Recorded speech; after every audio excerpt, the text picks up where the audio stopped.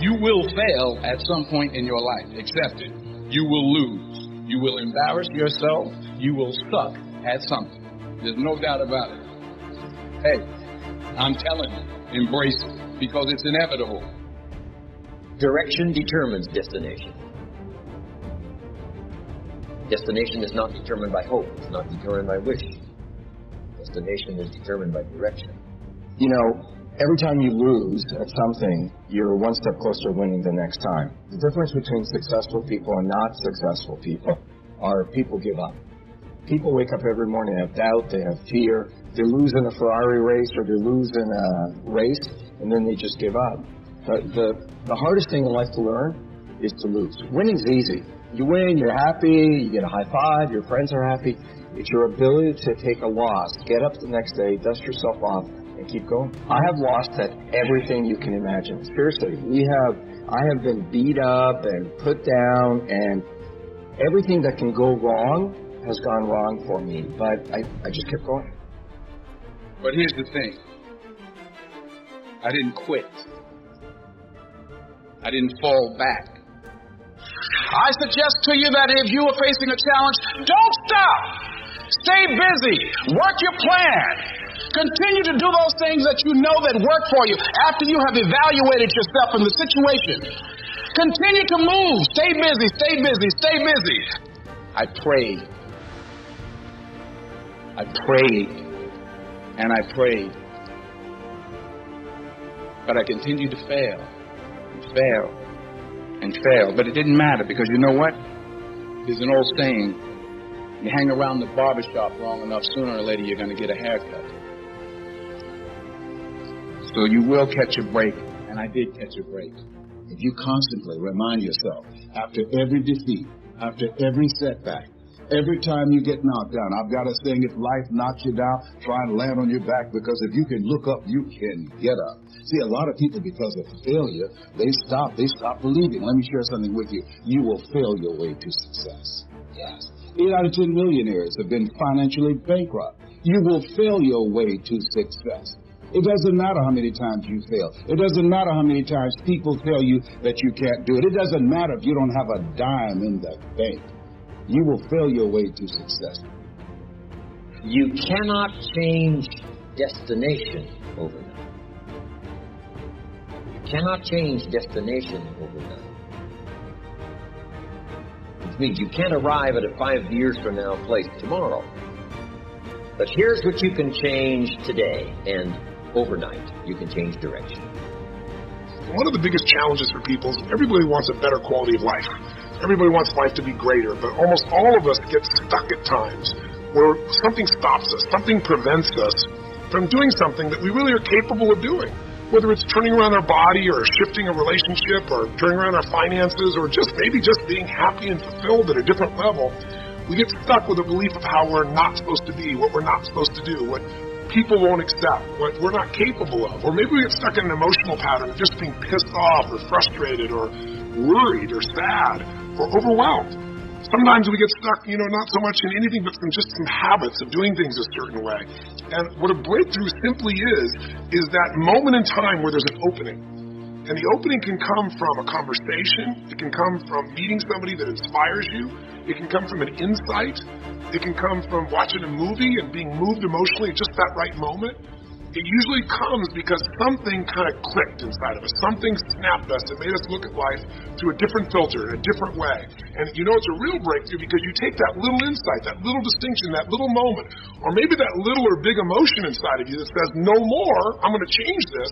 And suddenly you do something to make your life better. You break out of the impossibility of life has to be this way or life is controlling me, and you start to take back control of your life. You start to make the shift that creates the quality of life that you really deserve. Everybody experiences extreme stress at some point in their life. I don't care who we are. Something happens outside our control, and it hits our life, and it knocks us on our tail. It might be a health stress. It could be something with your family. It could be economic, career. It could be something emotional that happens, biochemical. There's so many things. It could be an environmental situation that had nothing to do with you.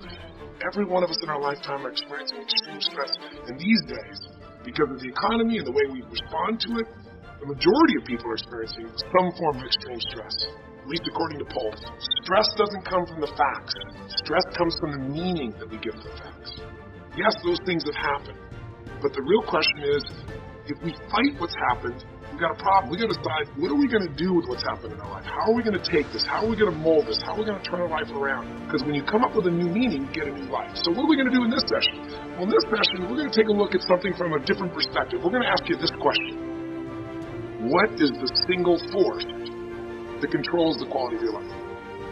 If there was one gift our Creator has given us, or the universe, whatever you believe, what is it? What is the one power that you have right now in this moment that can change everything? You have it, I have it, we all have it. It's this one singular individual power that can change anything in our life, regardless of what's happened to us. And I know you know the answer. The answer is the power of choice. The one thing we have in this world is we can't control the events, but we can choose what to focus on, we can choose what things mean, and we can choose what to do. Those three choices, those three decisions really control our life. It's not so much the conditions of our life that control our destiny as much as the decisions of our life. Try for a second to think about something. Think about your life. And just think about, are there a few decisions, if I were to ask you 2 decisions you've made in your life, you know, that if you would have made a different decision, you would have a totally different life. But you won't be able to do it when you're telling yourself the sky is falling and it's over. When you see it worse than it is, you'll just give up. You won't do it if you don't tell yourself the truth is, you know what, this system isn't working. I got to do something. I got to change my finances. I got to change my job. I got to reach. If you don't tell yourself the truth and deal with the truth, the real truth, nothing's going to happen. When you fight life and go, I should be a singer and not a mom, and you got 5 kids, you got a problem. When you fight life and say, you know, the economy should be different, you're going to be stressed. Deal with what is. Without exaggeration, with total honesty, dealing with the cards, coming up with a vision, finding yourself a role model that shows your strategy, work your tail off, give, keep changing your approach, and you can get where you want to go. Make sense? Whatever you have produced, it came out of you as a result of the kind of person that you have become. It's a result of your choices. It's a result of your consciousness. Now you have to ask yourself, are you satisfied with what you have produced? Is this what you want? Would you like for things to be better than this?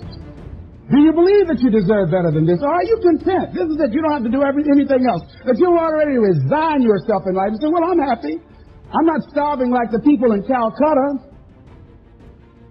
Are you allowing yourself to get off the hook like that?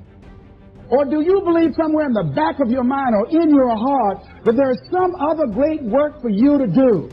There's something else that life has for you. And that's why you're here. How do we handle this fear factor? How do we increase our self-esteem? You have to begin to fortify yourself. How do we do that? I believe that you have to begin to consciously monitor your inner conversation and start talking to yourself. Start building yourself up. Sometimes the only good things you will hear about you are the things that you say to you. So I'm saying learn to be your own booster. Start building yourself up. Start encouraging yourself. Start saying, I can do this. I can make this happen. It's a natural inclination for us to put ourselves down. See, we are born negative, I think, in a negative consciousness because we live in a negative world. So I'm saying that we have to work through the challenges of life in learning how to begin to work to fortify ourselves. Begin to guard your mind against negative programming, like turn off the television. So you've got to guard the kinds of things that you put in your mind. See, if you don't program your mind will be programmed because human beings are goal-oriented. That's why we die of broken hearts early. That's why we're running through life to early grave. Most of us go through life running scared. So we created this in our minds, false evidence appearing real. We made it real in our minds. There's nothing to fear but fear itself. That's a destructive monster. So turn off things that can contribute to your fear. Turn a deaf ear to people that all they can do is talk about how negative things are because they have bought into the consciousness of the world. Listen to things that can empower you, that can enable you to create a new reality for yourself and a new life for yourself. What idea are you sitting on? Write your ideas down. And then, once you get that idea, take the leap. See, a lot of people get the ideas and just walk around with them. Take the leap. See, it's out here in the universe. If you don't take the plunge, I guarantee you, somebody else will. Take the plunge. Go into action. And ladies and gentlemen, you will be surprised at how things will come together. You'll be surprised. Now, you're going to have some difficult challenges. I can tell you that now. Be aware of that. Things are not going to work out exactly right. For a time, they will, sometimes. And that's when life is just playing a game with you. But ladies and gentlemen, go into action with your dream. And don't avoid where the fights are. Get in the midst of the fight. And get some hickeys on your head. Get knocked down so you can learn how to fight, so you can hold your position. See, most people don't get out in the arena of life because they don't want to fight. Most people don't get out there because they don't want to get knocked down. They don't want to be dropped to their knees. But see, you're going to be dropped whether you're on the field or whether or not you're sitting on the sidelines. You're going to be dropped. So at least get dropped for something.